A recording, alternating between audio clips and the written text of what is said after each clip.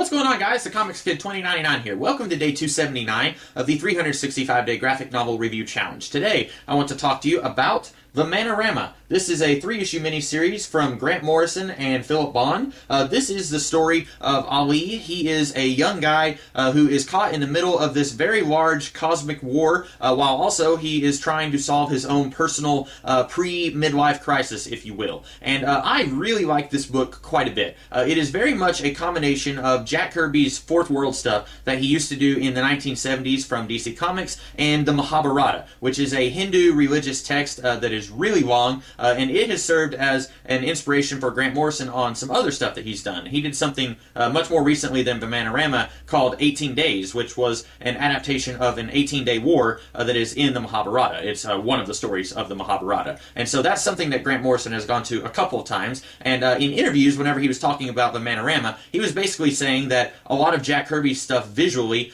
kind of evokes the symbolism and the themes of the Mahabharata. Whenever Grant Morrison would go and read that, he would read these stories about these flying spaceship vehicles, and he would say to himself, that kind of sounds like something that Jack Kirby would have drawn. And so he was trying to visually marry the art style of Jack Kirby to the grand epic scale of the Mahabharata. And I think that it worked quite a bit. Now, I am not at all familiar with the Mahabharata or the Hindu religious text, so I don't know if he was very accurate to any of that, but I really like this book quite a bit. I like the idea of taking that religion and those themes and the visual ideas from that and turning it into a superhero story. I think that's very neat.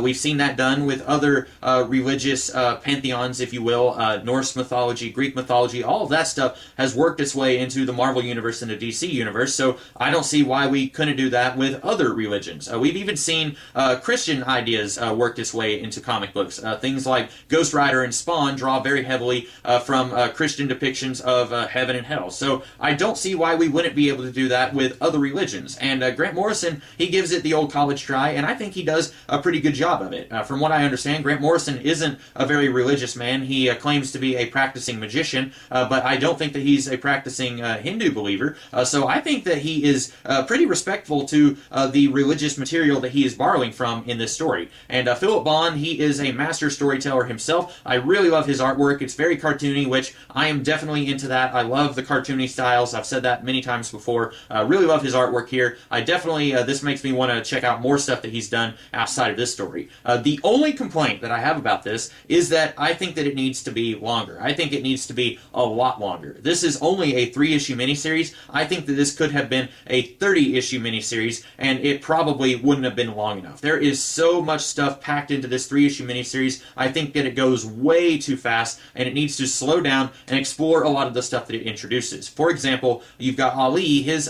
personal crisis that he's going through is that he has been promised to marry this girl that he has never met before, and he says to his brother at the beginning of the story that if she is stupid, ugly, or boring, then he's going to kill himself. So Ali is very shallow, and then of course the fate of the world rests on his shoulders, and he has to find a way to save the world. That right there is like an entire issue of Ali just sitting down and then realizing that he needs to man up and save the planet. But this book doesn't have time for him to sit down and realize that he has to save the planet. Also, Ali and Sophia, his betrothed that he has never met before this story, they both just kind of fall in love with each other very quickly on this story, and I feel like that's something that should have happened over the span of, like I said, 30 issues or so. At one point, one of the good gods, Ben Hadad, I believe is his name, he tells Sophia that she is a clone or a replica of his long-lost wife who is no longer alive, and this is all stuff that I think could have played out very interestingly if it took a little bit of time and just slowed down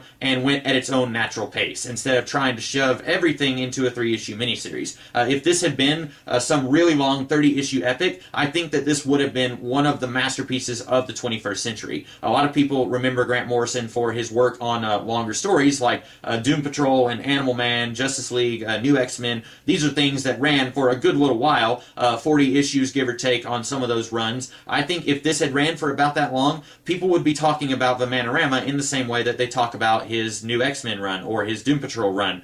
Some of these books that people don't necessarily like, but they will talk about them because they are very interesting and worth discussing. I think that this would have been easily one of his best comics and most well-funded, most fondly remembered comics of all time if he had just made this be the full-blown epic that it deserves to be. Or at the very least, make it be like a trilogy of 3-issue minis instead of just shoving everything into one 3-issue miniseries. It doesn't have to be a 30-issue epic, it could be a 10-issue epic. The point is, I don't think that all of the material here is being done justice by trying to do it all in just 3 issues. That is my one complaint, and really, when my complaint is that I want to see more, and we don't get to see enough of what we've got here in the space that we have, I think that that is a pretty solid book that we're talking about here. So those are my thoughts on Vimanarama. Liked it. I just wish that we had a whole lot more of it.